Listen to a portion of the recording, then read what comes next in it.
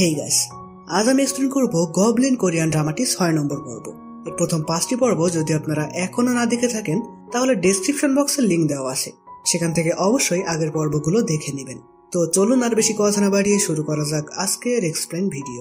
শুরু করার আগে আমি রিফাত আছি আপনাদের সাথে। স্বাগতম আমার চ্যানেলে বিএম দা এক্সপ্লেইনার।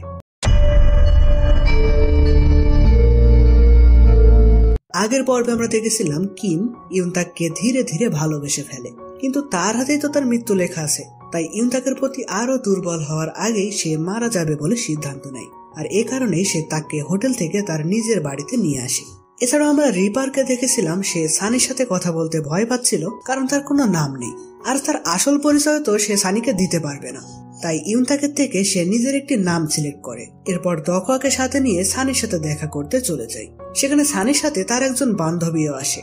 তো রিপার ও দখোয়া আসলে প্রথমে দখোয়া নিজেকে অনেক বড় লোক হিসেবে ইন্ট্রোডিউস করে এবং তার একটি কার্ড সানিকে দেয়। সানি সেটা থেকে বুঝতে পারে ইনি আসলে তার রেস্টুরেন্টের মালিক, আর সানির বান্ধবী দখোয়াকে দেখে ফিদা হয়ে যায়। তো সানি দখোয়ার সাথে অনেক ভালো ব্যবহার করতে থাকে, যেটা দেখে রিপারে জেলাস ফিল হয়। সে তখন তার ক্ষমতার সাহায্যে দখোয়া এবং সানির বান্ধবীকে সেখান থেকে চলে যেতে বলে। সানি তখন বলে ওরা হঠাৎ চলে গেল কেন? যাই হোক, তোমার ওই বড়লোক বন্ধুর নাম্বারটা আমাকে দাও, ওনার সাথে কথা বলতে হবে, কারণ উনি আমার মালিক। মানে রেস্টুরেন্টটা যেন ভেঙে ফেলা না হয় সেটা নিয়েই সে দখোয়ার সাথে কথা বলতে চাচ্ছিল আর কি। তো সানি রিপারের থেকে নম্বরটি নেয় এবং রিপারের নামটাও সে জেনে নেয়, যেটা আমরা আগের পর্বে জেনেছিলাম। আর এছাড়াও কথা বলার শেষে রিপার তার কাছে থাকা আংটিটা সানিকে দেয়, যেটা তারা দুইজন মিলে পছন্দ করেছিল, অর্থাৎ অতীতের রানীর হাতের সেই আংটি। এদিকে কিম ইউনতাকের কাছে গিয়ে বলে, প্লিজ তলোয়ারটা বের করো, আমি সহ্য করতে পারছি না।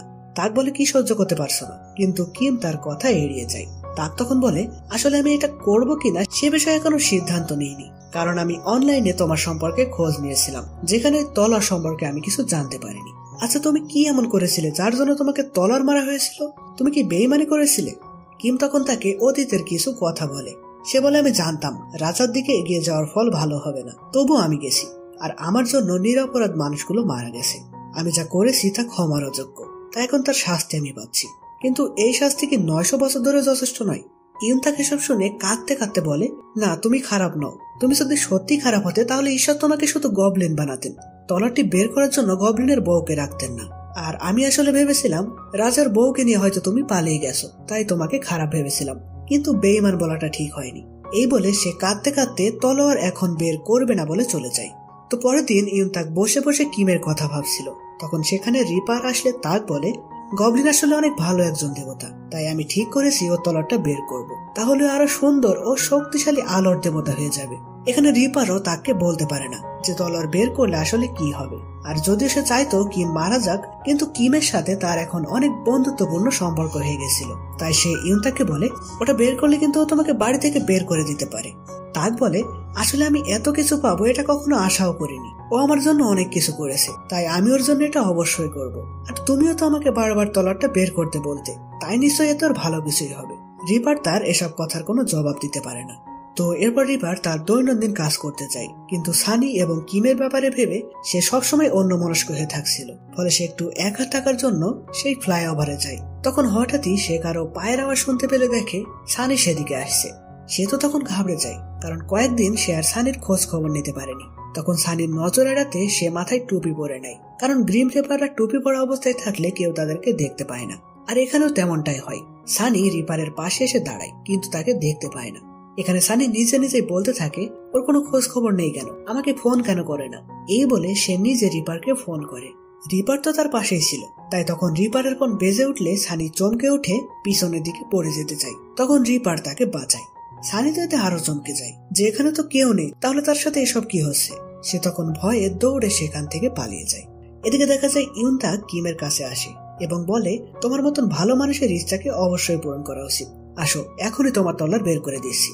কিম তখন একটু ঘাবড়ে যায়। সে তখন তার একটা ফোন এসেছে বলে কোনো মতে তাকের কাছ থেকে পালিয়ে রিপারের কাছে চলে আসে।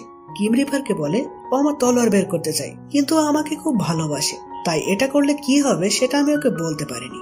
রিপার তখন মজা করে বলে, ওর মতন সুন্দরী মেয়ে তোমাকে ভালোবাসে? ওর বয়স 19 আর তোমার তো 900 বছর। এই নিয়ে তাদের মধ্যে একটু হাসি তামাশা হয়। রিপারের পর বলে, যদিও এখন হাসাহাসি করা ঠিক না, তো এখন কি করবে বলে ভাবছো? কিম বলে, আসলে ওর জন্য আমার বাঁচতে ইচ্ছা হয়, কিন্তু এটা তো সম্ভব না। এরপর সে ইউনতাকের সাথে কাটানো এ পর্যন্ত সব স্মৃতিগুলো ভাবতে থাকে। সে মনে মনে বলে, আমায় আর ডেকো না ইউনতাক, আমাকে চলে যেতে দাও। এদিকে ইউনতাক বাড়িতে ফিরলে কিম তাকে ইগনোর করার চেষ্টা করে, তার সাথে কথা বলে না, এমনকি ভালোভাবে তাকায়ও না। রিপার তখন তাকে বলে, ওকে আমি শিখিয়েছি কিভাবে মেয়েদেরকে এড়িয়ে চলতে হয়। এরপর ইউনতাক রিপারের সাথে বসে গল্প করতে থাকে। তাক বলে, আচ্ছা তোমার সাথে আমার দেখা হয়েছে 9 বছর আর 19 বছর বয়সে। 9 বছরে না হয় আমার মায়ের জন্য তোমার সাথে দেখা হয়েছিল, কিন্তু 19 বছর বয়সে তুমি আমাকে কিভাবে খুঁজে পেলে? রিপার তখন মনে মনে বলে, এটাই হারানো আত্মাদের নিয়তি। 9, 19 আর 29 বছর বয়সেও তুমি আবার গ্রিম রিপারে দেখা পাবে। সেটা হয়তো আমি ছাড়া অন্য কোনো গ্রিম রিপারও হতে পারে। তো ইউনতাক এরপর কিমের সাথে দেখা করে। সে বলে, তুমি আমার উপর রাগ করেছো? কত রাগ পুষে রেখেছো আমার উপর যে আমাকে এত এড়িয়ে যাচ্ছ? কিম তখন তাকে সাথে একটু রুড বিহেভ করে। সে বলে, তোমাকে আগে যখন বলেছিলাম তখন তলাটা বের করোনি কেন? ইউনতাক তখন মন খারাপ করে বলে, আসলে আমি ভেবেছিলাম তুমি প্রথম তুষারপাতের অপেক্ষা করছো, কিন্তু এখন তো আমি বের করবো বলছি, তুমি তো রাজি হচ্ছ না। কিম তখন বলে, কালই তলোয়ার বের করে দিও। কিন্তু পরের দিন কিম অজুহাত দেখিয়ে আরেকটা দিন পর বের করতে বলে। এভাবে সে বেশ কয়েকদিন বিভিন্ন অজুহাত দেখিয়ে তলোয়ার বের করায় না, কারণ তার মোটেও ইচ্ছা করছিল না ইউনতাককে ছেড়ে যেতে। এদিকে ইউনতাক কাগজে কিছু একটা লেখে, যেটা নাকি সে তলোয়ার বের করার সময় কিমকে বলবে। তাতে কি লেখা আছে সেটা একটু পরে জানতে পারবেন। অন্যদিকে দেখা যায় কিম দখর দাদুর থেকে বিদায় নিতে আসে। কিম তাকে একটা ছবি দিয়ে বলে, আমি মারা যাওয়ার পর এটা পুড়িয়ে ফেলবেন, আর আমার হবু স্ত্রী যেন ভালোভাবে বাঁচে সেটা খেয়াল রাখবেন। চেয়ারম্যান তো কিমকে হারাতে চলেছে জেনে অনেক কান্নাকাটি করতে থাকে। এছাড়াও কিম দখকে একটি নতুন ক্রেডিট কার্ড দেয়, যেটা সে এতদিন ধরে আশা করছিল। এরপর সে রিপারকে ফোন করে জানায়, বাড়িটা এখন থেকে তোমার, দলিল তোমার ঘরে রাখা আছে, আর আশা করি অনেকদিন বাঁচো তুমি। এদিকে তাদের কথাবার্তায় আমরা একটা নতুন বিষয় জানতে পারি।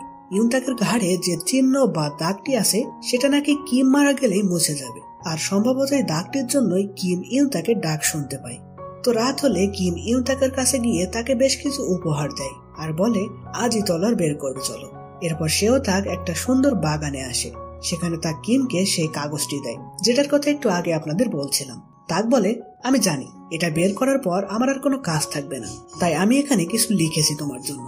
এখানে বেশ কয়েকটি শর্ত টাইপের বিষয় লেখা ছিল, যার ভিতরে একটি হলো প্রতি বছর তুষারপাতে BA এর ইচ্ছা পূরণ করবে, কারণ এ অপেক্ষায় থাকবে। কিম তার এসব কাজে খুবই কষ্ট পায়, কারণ সে তো এখনই মারা যেতে চলেছে। তবু ইউনতাককে খুশি করতে কিম সেই কাগজে সই করে দেয়। তখন দেখা যায় হঠাৎই তুষারপাত হতে থাকে, যেটা আসলে কিম করছিল আজকের দিনকে স্মরণে করে রাখতে। এরপর শেষমেশ ইউনতাক কিমের বুকের তলোয়ারটি বের করতে যায়, কিন্তু আশ্চর্যের ব্যাপার হলো সে তলোয়ারটিকে স্পর্শও করতে পারে না, যেটা দেখে তারা দুইজনে ভীষণ অবাক হয়। ইউনতাক তখন একটু ভেবে বলে, বুঝেছি, তুমি হয়তো অভিশপ্ত, আগে তোমার অভিশাপ দূর করতে হবে। এই বলে সে কিমকে কিস করে। তো ইউনতাক কিমের হবু স্ত্রী হওয়া সত্ত্বেও কেন তলোয়ারটি বের করতে পারলো না? এরকম প্রশ্ন রেখেই 6 নম্বর এপিসোডটি এখানেই শেষ হয়। তো গাইস, কেমন লাগলো আজকের এপিসোডটি কমেন্ট করে জানাবেন। আর পরবর্তী এপিসোডে কি কি ঘটতে চলেছে সেটা দেখতে এখনই আমাদের চ্যানেলটি সাবস্ক্রাইব করে আমাদের সাথেই থাকবেন। তো দেখা হবে পরের ভিডিওতে। ততদিন পর্যন্ত ভালো থাকবেন, সুস্থ থাকবেন।